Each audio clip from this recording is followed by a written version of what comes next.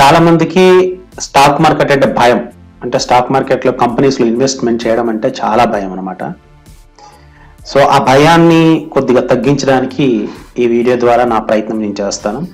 ఎందుకు తగ్గించాలి అంటే, సో స్టాక్ మార్కెట్ అనేది ఒక పెద్ద ఆపర్చునిటీ. అంటే ప్రతి ఒక్క పర్సన్కి, అంటే ప్రజెంట్ ఎవరైతే మనీ ఎర్న్ చేయడానికి ఉద్యోగము లేకపోతే బిజినెస్ ఏదో ఒకటి చేస్తూ ఉంటారు కదా, సో డబ్బు సంపాదించడానికి అదొక ఇన్స్ట్రుమెంట్, అదొక పరికరం అనమాట. సో భయం తగ్గించుకోకపోతే అంత అద్భుతమైన పరికరాన్ని వాడడం అనేది మీకు రాదు. కాబట్టి కొద్దిగా భయం అనేది తగ్గించుకోవాలి. సో భయం తగ్గించుకోమన్నాను కదా అని చెప్పేసి మీ దగ్గర ఉన్నదంతా తీసుకొచ్చి స్టాక్ మార్కెట్లో పెట్టమని కాదు. సో భయం తగ్గాలి అంటే ఏదైనా ఏ సబ్జెక్ట్లోనైనా సరే భయం తగ్గాలి అంటే దాని గురించి ఎక్కువ ఇన్ఫర్మేషన్ గెయిన్ చేయాలి. అంటే నాలెడ్జ్ పెంచుకోవాలి. ఇప్పుడు ఎగ్జాంపుల్ ఒక ఎగ్జామ్ రాయాలనుకోండి. ఇప్పుడు మీరు బీటెక్ చేస్తుంటే కనుక ఎగ్జామ్ రాయాలంటే ఎగ్జామ్కి ముందు టెన్షన్గా ఉంటుంది. ఎందుకు టెన్షన్గా ఉంటుంది అంటే, ముందు నుండి మీరు ప్రిపేర్ అవ్వకపోతే టెన్షన్గా ఉంటుంది. ఆల్రెడీ ప్రిపేర్ అయ్యి ఉండి పర్ఫెక్ట్గా రాయగలము అనే కాన్ఫిడెన్స్ ఉన్నప్పుడు డెఫినెట్గా భయం తగ్గుతుంది. అంతే కదా.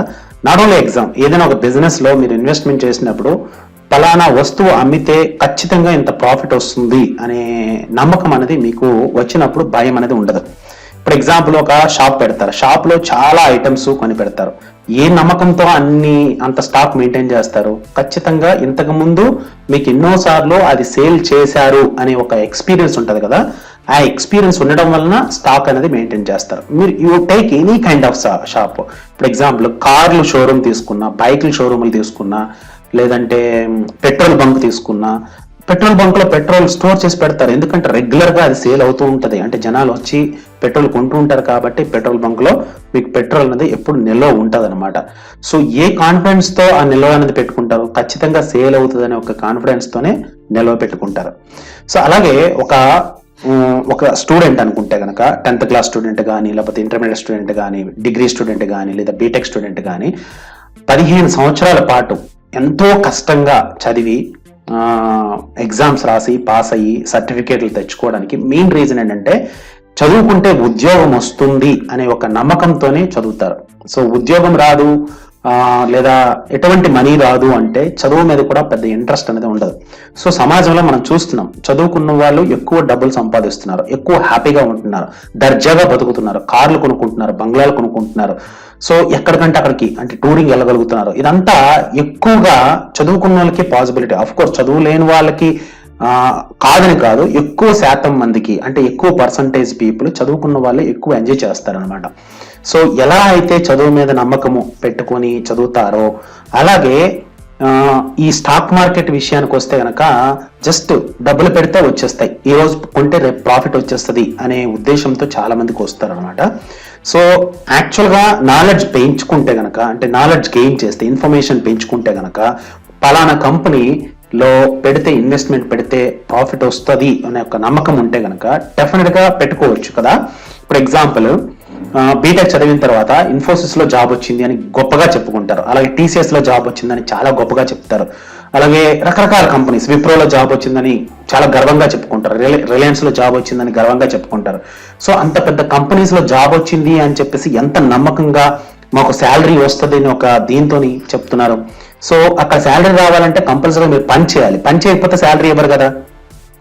మీరు పని చేస్తారు అనే ఒక నమ్మకం ఉంటది కాబట్టే అంత కాన్ఫిడెంట్ గా ఆ కంపెనీలో పనిచేస్తున్నాము అని గర్వంగా చెప్పుకోగలుగుతున్నారు, అంతేనా. సో ఎప్పుడైతే ఒక కంపెనీలో జాబ్ వస్తే, ఈవెన్ మ్యారేజెస్ కూడా, అంటే పలానా కంపెనీలో జాబ్ చేస్తున్నాడు అంటే గనక ఆ పర్సన్ కి చాలా తొందరగా మ్యారేజ్ అవుతుంది. సో ఎవరి మీద నమ్మకంతో పిల్లనిస్తున్నారు? ఆ కంపెనీ మీద నమ్మకంతో కదా పిల్లనిస్తున్నారు. సో అటువంటి కంపెనీల్లో ఇన్వెస్ట్మెంట్ చేయడం వల్ల, అటువంటి కంపెనీ షేర్స్ కొనడం వల్ల మరి ఎందుకు భయపడతారు? So for suppose Infosys share కొన్నారు. సో ఈ రోజుకి ఇన్ఫోసిస్ కంపెనీ మూసేస్తారని మీకు ఇన్ఫర్మేషన్ తెలుసా? లేదు కదా. సో అటువంటి కంపెనీల్లో ఇన్వెస్ట్ చేయడం వల్ల లాస్ అనేది పెద్ద రాదండి. అంటే ఆ కంపెనీలో ఒక షేర్ కొన్నారు అంటే ఆ షేర్ ఎప్పటికైనా సరే మీరు ఒక్క షేర్ హోల్డర్ కంపల్సరీగా ఉంటారనమాట. So 1 year 2 years 3 years 4 years wait చేస్తే ఆ ఒక్క షేరు ఎంత ప్రాఫిట్ ని తీసుకొచ్చి పెడతదో అనేది ఆ కంపెనీ పర్ఫార్మెన్స్ మీద ఆధారపడి ఉంటుంది అనమాట. అలా నిఫ్టీ 50లో కానీ, లేదా సెన్సెక్స్ లో ఉండే 30 కంపెనీస్ కానీ, లేదా నెక్స్ట్ 50లో ఉండే 50 కంపెనీస్ కానీ మంచి మంచి కంపెనీస్ని చూస్ చేసి కొద్దిగా స్టడీ చేసి ఫండమెంటల్ అనాలిసిస్ చేసుకొని ఆ కంపెనీ తలక సేల్స్ ఎలాగ ఉన్నాయి, ప్రాఫిట్స్ ఎలాగ వస్తున్నాయి, దేనికి ఖర్చు పెడుతున్నారు మొత్తం టోటల్ డీటెయిల్డ్గా మీకు ప్రతి 3 నెలలకు ఒకసారి కంపెనీయే ప్రొవైడ్ చేస్తుంది.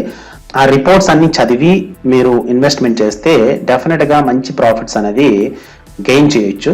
సో ఏదైనా ఒక జాబ్కి ఎంత ప్రిపేర్ అవుతారో, అంటే ఒక ఇంటర్వ్యూకి ఎలాగైతే ప్రిపేర్ అవుతారో అదే విధంగా స్టాక్ మార్కెట్లో కనుక ప్రిపేర్ అయితే కనుక స్టాక్ మార్కెట్లో కూడా మంచి ప్రాఫిట్స్ అనేవి గెయిన్ చేయొచ్చు. సో స్టాక్ మార్కెట్ అనగానే నాకు కాదు, నేను చేయలేను, నా వల్ల కాదు అనే మైండ్ సెట్ అనేది తీసియండి. ఫాస్ట్గా కొద్దిగా గ్రో అవ్వాలి అంటే ఏదో స్టాక్ మార్కెట్ కానీ లేదా రియల్ ఎస్టేట్ కానీ ఏదో ఒక ఇన్వెస్ట్మెంట్ చేయకుండా ఫాస్ట్ గ్రోత్ అనేది ఉండదు. ఓన్లీ మీరు కష్టపడుతుంటేనే డబ్బులు సంపాదించడం అనేది అఫ్ కోర్స్ సంపాదించవచ్చు, బట్ గ్రోత్ అనేది చాలా స్లో ఉంటుంది అనమాట. మీరు ఏదైతే సంపాదిస్తున్నారో ఈరోజు మనీ, ఒక జాబ్ చేసో లేకపోతే ఏదో ఒకటి చేసి ఒక బిజినెస్ చేసి డబ్బు సంపాదిస్తున్నారో ఆ డబ్బు అనేది మీరు ఉంటేనే, మీరు కష్టపడితేనే వచ్చే డబ్బు. మీరు ఏ రోజైతే స్టాప్ చేస్తారో, వర్క్ చేయడం మానేస్తారో ఆ మూమెంట్ మీకు ఆ ఇన్కమ్ అనేది రావడం ఆగిపోతుంది. అప్పటికల్లా మీకు ఒక అసెట్ అనేది ఉండాలి. ఆ అసెట్ కూడా ఒక స్థిరాస్తి రూపంలో కాకుండా, అంటే ఎటువంటి మనీని జనరేట్ చేయని ఒక ఆస్తిగా కాకుండా ఎంతో కొంత మనీని జనరేట్ చేసే ఒక ఆస్తి అనేది గడించడం అనేది చాలా ఇంపార్టెంట్ పాయింట్. అది మీరు ఇల్లు కొనుక్కోవచ్చు, లేదా ఒక ఏదైనా సరే రెంటల్ ఇన్కమ్ వచ్చేది ఏదైనా చేయొచ్చు. బట్ అక్కడ వచ్చే ఇన్కమ్ అనేది మీరు పోల్చి చూస్తే కనుక స్టాక్ మార్కెట్లో ఉండే మంచి మంచి కంపెనీస్ ఇచ్చే రిటర్న్స్ తో పోల్చి చూస్తే చాలా తక్కువ ఉంటుంది. కాబట్టి కొంత మనీ అనేది స్టాక్ మార్కెట్లో, కొంత మనీ అనేది రియల్ ఎస్టేట్లో, కొంత మనీ అనేది గోల్డ్లో, ఇలా డిఫరెంట్ అసెట్ క్లాసెస్ లో డైవర్సిఫై చేసుకోవడం వల్ల రిస్క్ తక్కువతో మీరు మంచి ప్రాఫిట్స్ గెయిన్ చేయడానికి అవకాశం ఉంది. ఈ రోజు మీరు తీసుకుంటే కనుక ఇన్సూరెన్స్ కంపెనీలు తీసుకున్నా, మ్యూచువల్ ఫండ్స్ తీసుకున్నా, ఎవరైనా సరే మాక్సిమం మనీ వాళ్ళు ఇన్వెస్ట్ చేసేది స్టాక్ మార్కెట్ లోనా లేదంటే బాండ్స్ లోనా, ఇలా రకరకాల ప్లేసుల్లో ఇన్వెస్ట్మెంట్ అంటే డైవర్సిఫై చేసి వాళ్ళు ప్రాఫిట్స్ సంపాదించి వాళ్ళ ఖర్చులు తీసిగా మిగతా లాభాలని వాళ్ళ క్లయింట్స్ కి సర్దుతారనమాట. సో ఈ నాలెడ్జ్ మీరే గెయిన్ చేసి, మీరే ఇన్వెస్ట్మెంట్ చేసి, మీరే ప్రాఫిట్స్ ని డైరెక్ట్ గా పొందడం అనేది మంచి పని అనమాట. అంటే చెయ్యాలి. ఆ ఇన్స్ట్రుమెంట్, స్టాక్ మార్కెట్ అనే ఒక ఇన్స్ట్రుమెంట్ ని, ఒక పరికరాన్ని వాడుకొని దానిలోంచి కూడా కొంత మనీ అనేది ఎర్న్ చేయడము అలవాటు చేసుకుంటే అది అలవాటు అయిపోవాలన్నమాట. సో అలవాటు ఎలాగవ్వాలంటే ఒక 1000 రూపాయలు మీద ఉందనుకోండి, 1000 రూపాయలకు ఒక షేర్ కొని, లేదా ఒక 1000 రూపాయలకి 100 రూపాయల షేర్లు చాలా ఉంటాయి, 100 రూపాయల షేర్లు ఒక 10 కొని ప్రాఫిట్ రాగానే అమ్మండి. షార్ట్ టర్మ్ లో మీకు ప్రాఫిట్ వస్తే కనుక అమ్మండి. అదే మనీని మళ్ళీ రొటేట్ చేయండి. సో తక్కువ మనీతో స్టార్ట్ చేసి అలా ఎక్స్పీరియన్స్ వస్తున్న కొలది మీ క్యాపిటల్ అనేది పెంచుకోవచ్చు అనమాట. సో వేరే జాబులు వదిలేసి, వేరే పనులు వదిలేసి నేను చేయమని చెప్పట్లేదు. అవన్నీ చేస్తూ ఉండి అందులో వచ్చిన సంపాదించిన డబ్బు ఏదైతే ఉందో అందులో కొంత మనీ అనేది ఇక్కడ ఇన్వెస్ట్మెంట్ చేసుకుంటే కనుక, ట్రేడింగ్ చేస్తారా, ఇన్వెస్ట్మెంట్ చేస్తారా, అది మీ ఇష్టం. బై టుడే సెల్ టుమారో అంటారు, లేదా స్వింగ్ ట్రేడింగ్ అంటారు, లేదా రకరకాల ఆప్షన్స్ ఉన్నాయి. అవన్నిటిని కూడా మీరు ఫాలో చేసి మంచి మనీ అనేది అర్న్ చేయొచ్చు. కాకపోతే నాలెడ్జ్ లేకుండా, ఇన్ఫర్మేషన్ గెయిన్ చేయకుండా బ్లైండ్ గా మాత్రం ఎట్టి పరిస్థితుల్లో స్టాక్ మార్కెట్ లోకి రావద్దు. సో భయం పోవాలి అంటే ఫస్ట్ ఇన్ఫర్మేషన్ ఎక్కువగా మీ మైండ్ లోకి ఇంజెక్ట్ చేసుకోవాలి. ఎంత ఇన్ఫర్మేషన్ మీ మైండ్ లో ఉంటే అంత మంచిది. అలాగని ఎవరో చెప్పారు కదా అది కొనమన్నారని, ఇది కొనమన్నారని కొనడం కాదు. మీరు ఓన్గా తెలుసుకొని నిజంగా ఆ కంపెనీకి అంత వర్త్ ఉందా లేదా, దమ్ముందా లేదా అని తెలుసుకొని అప్పుడు మీకు అనిపిస్తేనే చెయ్యండి. ఓకే, ఎవరో చెప్పారు కదా, ఎవరో చేయమన్నారు కదా అని చేయడం కాదు. సో నాలెడ్జ్ గెయిన్ చేస్తే భయం దానంతట అదే తగ్గుతుంది. భయం తగ్గింది అంటే కాన్ఫిడెన్స్ పెరుగుతుంది. కాన్ఫిడెన్స్ పెరిగింది అంటే మీ సక్సెస్ అనేది టాట్ అయినట్టే. సో ఎట్టి పరిస్థితుల్లో ఈ అద్భుతమైన అవకాశాన్ని వదులుకోకండి. స్టూడెంట్స్ దగ్గర నుండి స్టార్ట్ చేయొచ్చు అనమాట. ఎంతో కొంత మనీతో స్టార్ట్ చేయండి. డిమాట్ అకౌంట్ ఓపెన్ చేయండి. డిమాట్ అకౌంట్ ఓపెన్ చేసి దాంట్లో చిన్నగా ఇన్వెస్ట్మెంట్ చేసుకుంటారండి. చిన్నగా ట్రేడింగ్ కూడా చేయండి. ఏది చెయ్యొద్దు అని, నేను చెయ్యను, నా వల్ల కాదు అనుకోకండి.